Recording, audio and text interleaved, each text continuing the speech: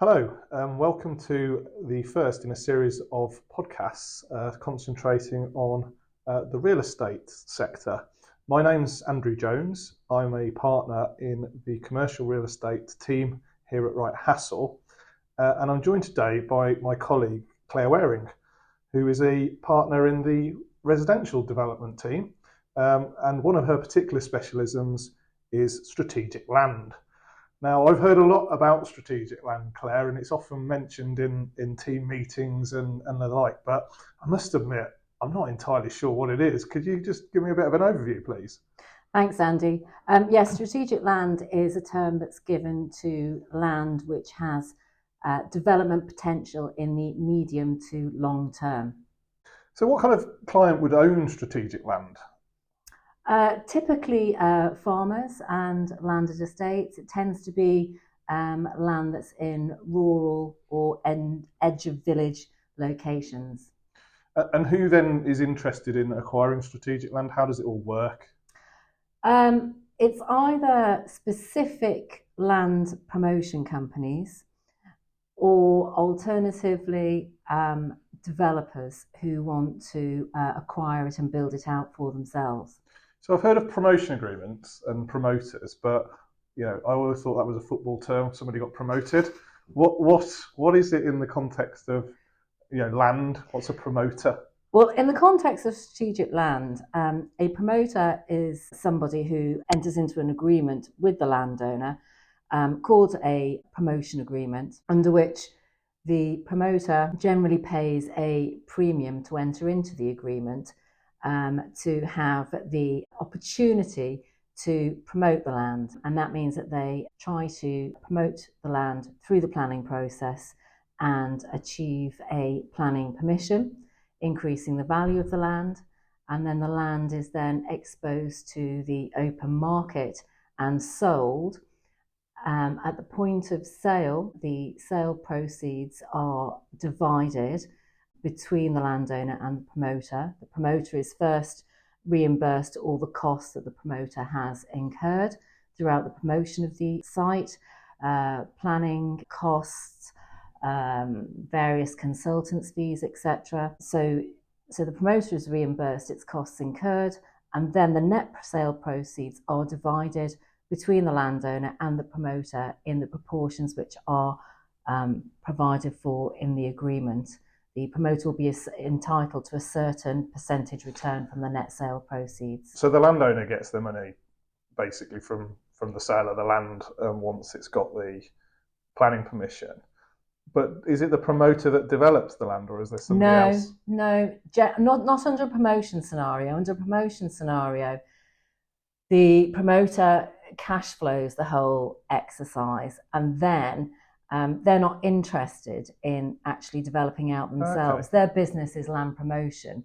So they will then market the site, the consented site, and it will be sold with the benefit of the relevant planning permission to a developer who will then develop out the site. So how does the promoter make their money then? By well, you tell me. Well, the promoter makes their money by it gets a percentage return from the net sale proceeds.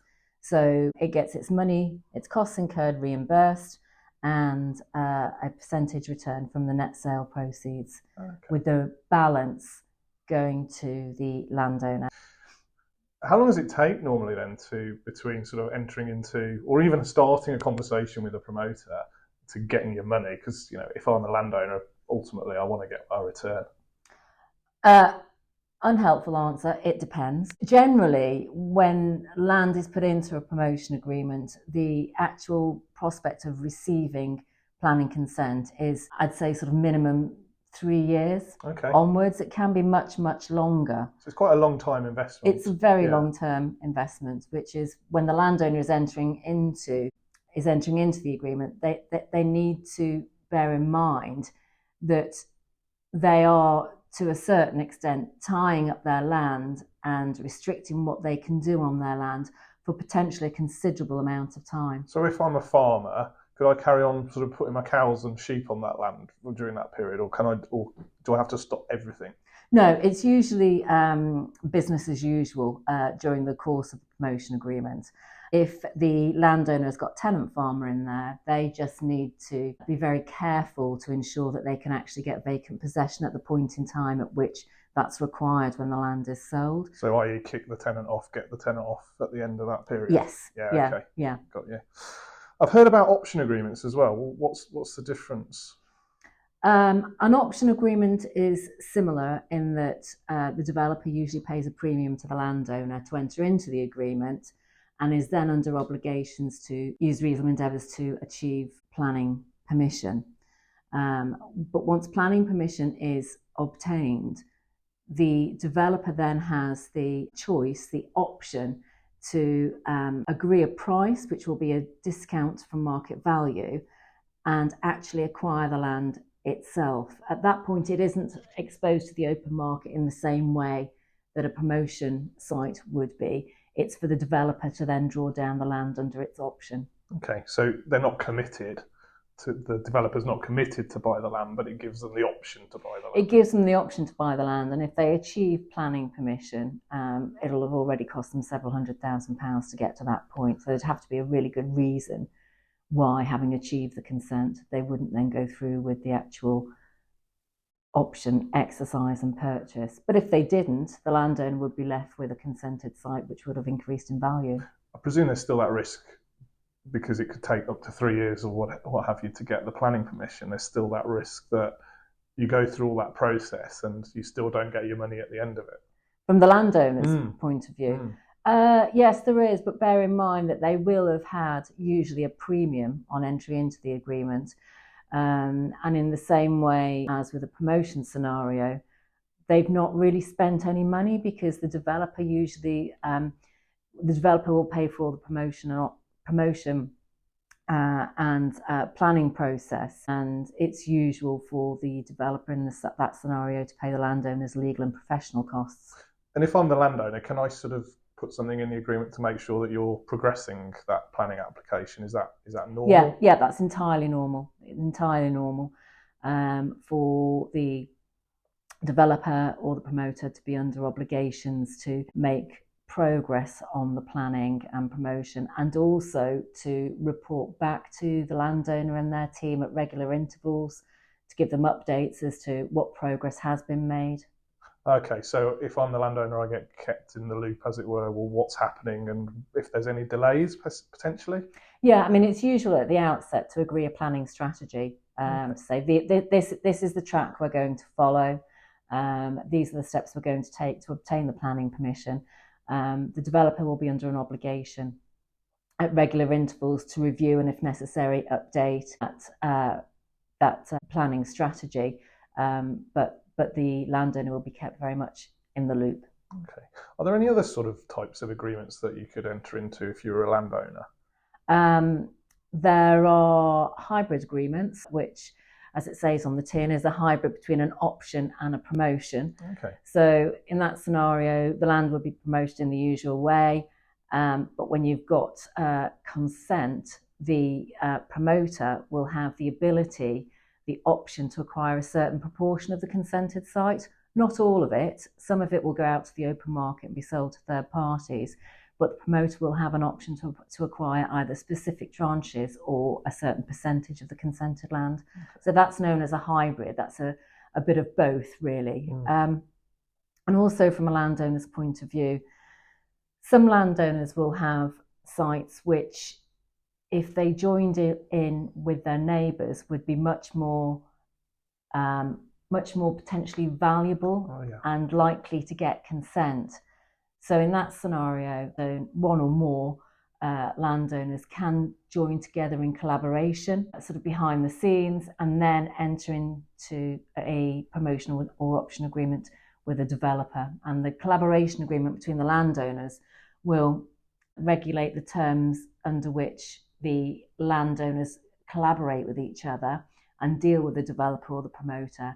And it will also deal with, for example, how the sale proceeds are to be divided between those particular landowners. Does that avoid a sort of fights down the line as to who critical. Gets what? Yeah, it's absolutely critical. If sites are being sort of promoted together and they're in different ownerships, it's critical that there's, at the very outset, an agreement which prescribes how the parties have to behave and how the money is divided up at the end of the day. Okay. Because one of the landowners, for example, might have a greater acreage than another landowner, but doesn't have any suitable road frontage. Maybe the access sits with one of the landowners who has less acreage, but critically has the road frontage that will give the access into the wider site. So that would demand a premium potentially for that part of the Well, site. usually what happens, or what very often happens, is that the landowners agree to what's called equalisation. Okay.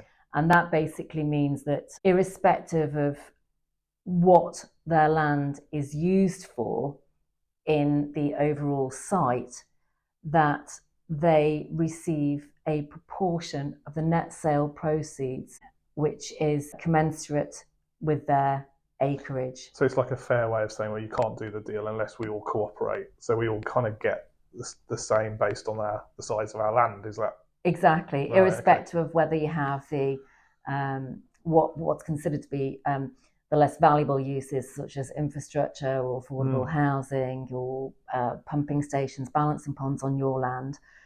If that was valued in isolation, that would be less valuable than that part of the site that's got the private housing consented on it.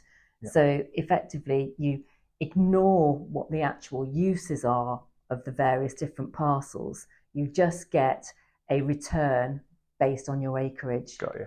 Okay.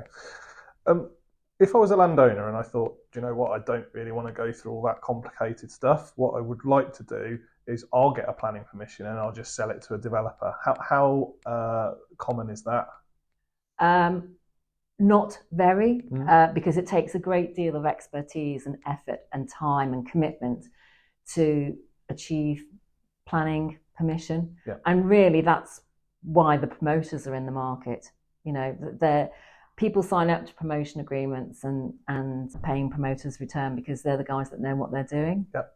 So if you want to achieve planning permission and then go out to the market, that's why people get into agreements with promoters. Got you. So if I was a developer and I'd acquired some land, say, under one of these option agreements, and then, you know what, I decided that I wasn't going to build it and I'd rather just have the money, could I sell it to another developer? Potentially, yes. There would be nothing to prevent you from actually acquiring the site and then later flipping it on to another developer. Okay. Potentially, you might be able to assign the agreement. Okay. It depends what the terms of the agreement say as to whether or not you can actually assign it to another developer, and another developer steps in and carries out the promotion and planning objectives. And you could always potentially flip it on the same day as completion. Okay, and is it normal sometimes to have, rather than all the purchase price paid in one go, do you sometimes have it deferred and paid later? Yes, quite often on strategic sites, because they tend to be quite big in area. You will have deferred payments, which are due 12, 24, 36 months after actual land transfer, and they're generally secured by way of a legal charge. Okay, so how does that work? So at the point of completion, the first payment is made, the land is transferred, and at the same time a legal charge is entered into. And what protection does that legal charge give the landowner? That's the protection that when the actual deferred payment is due, that the buyer, the developer, will pay that, and if they don't, the landowner can enforce the legal charge and take possession of the land. Okay, so it's good bit of security to have. It's a good bit of security to have for the deferred payments, and quite often you'll get things like overage payments as well. Okay, what's overage?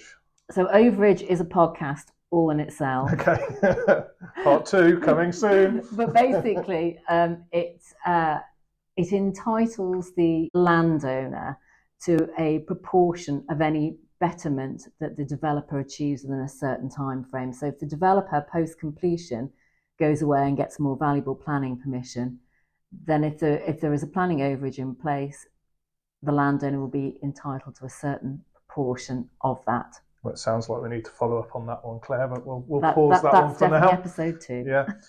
What can go wrong with this sort of agreement? All sorts of things can go wrong, which cause me nightmares. Which is why you need a good lawyer to do the drafting, I guess. Yeah, I mean, from a landowner's point of view, I think one of the critical things is if they are approached by a developer or a promoter, they really should get the earliest possible advice. That's advice from a land agent if they don't already have one, who can ensure that they get the best commercial terms.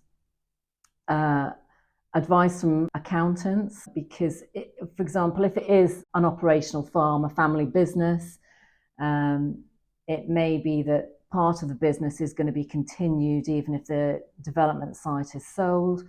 There's all sorts of taxation issues and potential tax pitfalls for landowners. So the sooner they get accountancy or even specialist tax advice in certain instances, the better, because they can make sure that they can try and mitigate the tax risks or the tax burdens, and the transaction can be structured accordingly. So the sooner they assemble the correct team of advisors from a land agency point of view, accountancy, tax and legal, the better. Okay, that's good advice.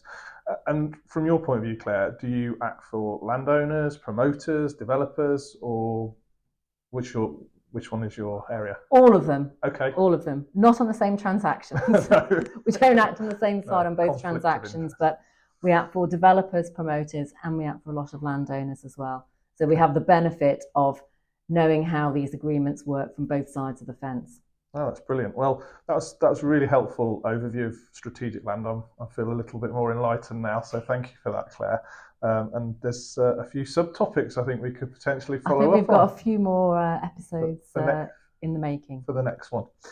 Thanks again. And thank you very much. Good to speak to you. Cheers. Pleasure.